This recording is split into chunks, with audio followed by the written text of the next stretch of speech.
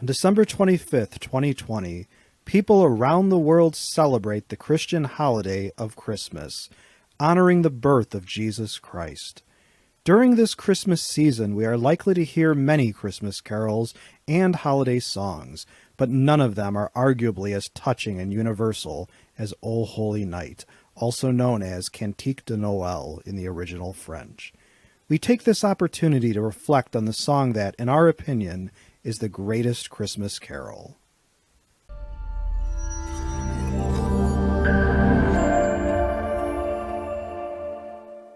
While the famous carol is, of course, Christian, the backgrounds of the men involved in creating the song as we know it span a range of beliefs.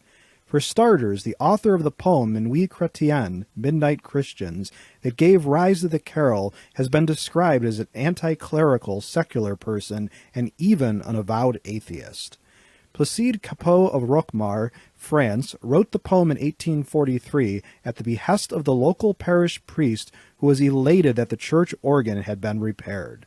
The music was composed by another Frenchman, Adolphe Adam, hence the frequent reference to the carol by the French name Cantique de Noël. Adam was a composer of operas and ballets and was known as a music critic. As with many musical geniuses, Adam preferred to improvise his own adaptations of music instead of studying the work put before him as a schoolboy studying music. Adam even worked composing music for vaudeville prior to settling into a more conventional role as a composer of more serious music. Adam referred to the musical adaptation of Cappeau's poem as Les Marseillaises religieuses, the religious Marseillaise. Adam has been alleged to have Jewish roots. The parish priest that approached Cappeau with a request to write a poem in honor of the local church's organ being repaired was, of course, Catholic. Although the Catholic Church originally banned the carol from being sung by Catholics in church because of the non-Catholic backgrounds of the men that produced it, the song was eventually premiered in Roquemar in 1847, performed by a female opera singer named Emily Laurie. We were unable to determine her religious leanings.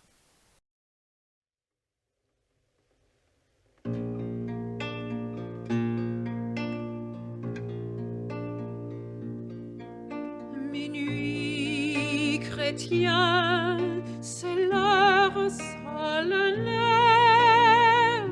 où l'homme Dieu descendit jusqu'à nous pour effacer la tâche originelle et de son Père arrêter le courroux.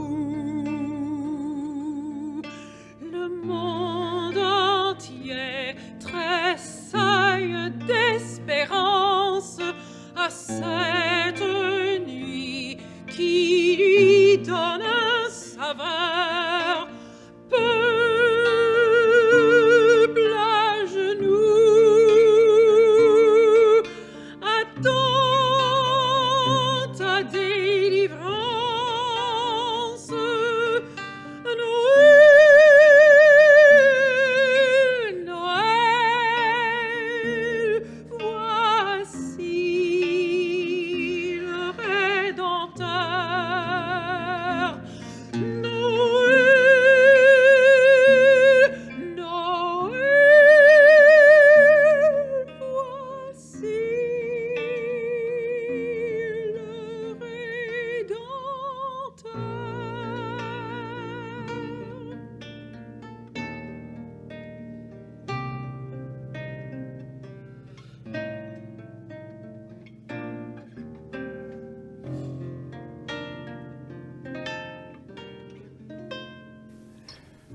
Thankfully for English-speaking people, the song was translated into English by an American music critic and writer, the Reverend John Sullivan Dwight, a Unitarian cleric, completing the mixed religious bag that produced this great Christmas classic. The translation of the French version to English in a literal sense is not the song English-speaking people usually hear, as the literal translation is somewhat different.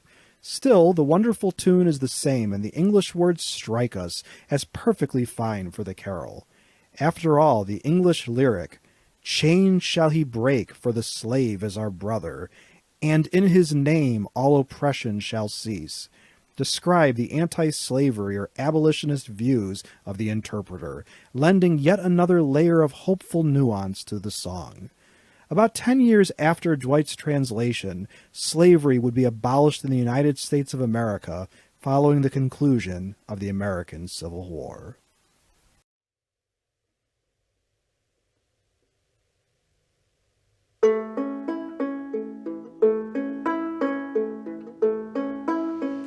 O holy night, the stars are brightly shining. It is the night of our dear Saviour's birth.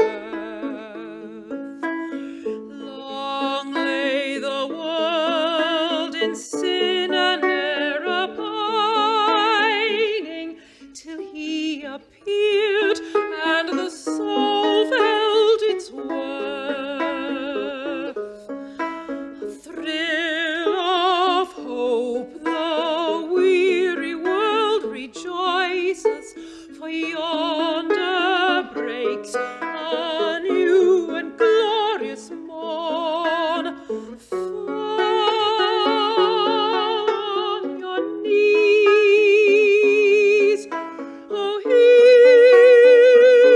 the angel voices, oh, night divine, oh, night when Christ was born, oh, night divine, oh,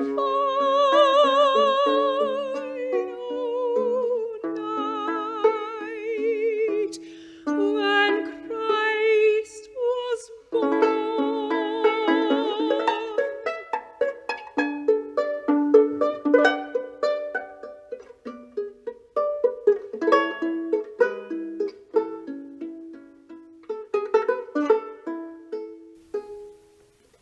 A story concerning the power of Cantique de Noël amidst another conflict concerns the Franco-Prussian War. On Christmas Eve 1870, as German and French troops faced each other across the battle line, a lone Frenchman reportedly stood up in full view of the Germans, risking immediate death, and began singing the great carol. Both sides of the fighting lines broke out into a great chorus of Christmas cheer, singing the sweet carol and other Christmas songs. Even if the event actually happened and the story is not apocryphal, the war went on, although perhaps after this brief Christmas peace. Later, on Christmas Eve of 1906, O Holy Night became the first song ever broadcast to the public on radio. Previous radio transmissions were not actual audio such as voice or music, but were Morse code messages. The man who developed radio for music vocal transmission was Canadian Reginald Fessenden. He played the song on the violin for his 1906 radio broadcast.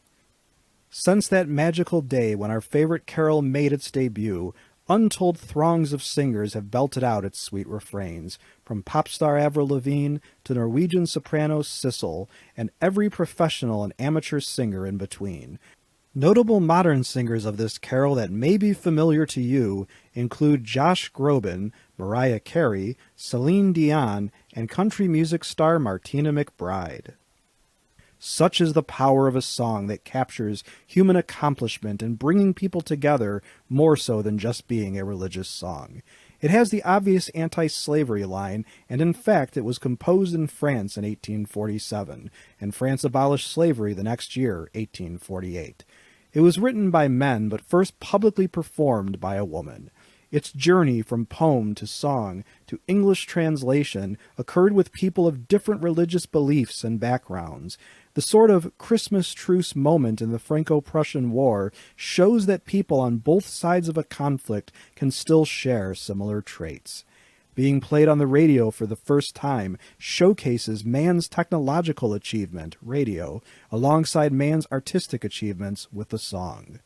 That this song from the mid-1800s is still popular today in various languages around the world over 170 years later is a testament of enduring relevance.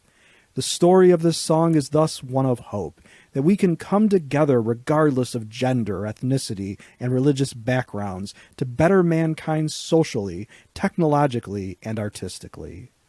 As a question for my students and subscribers, what is your favorite Christmas carol or song? Is there any one in particular that you find inspiring and hopeful?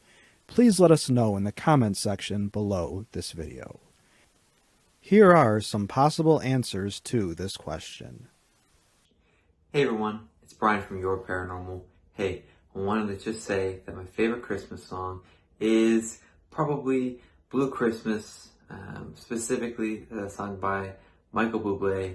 I love Michael Bublé's Christmas album, and it kind of helps me remember that, without the certain people in my life, it really would be a blue Christmas, and it kind of puts the emphasis on what Christmas is all about, as well as the loved ones that I should be focusing on.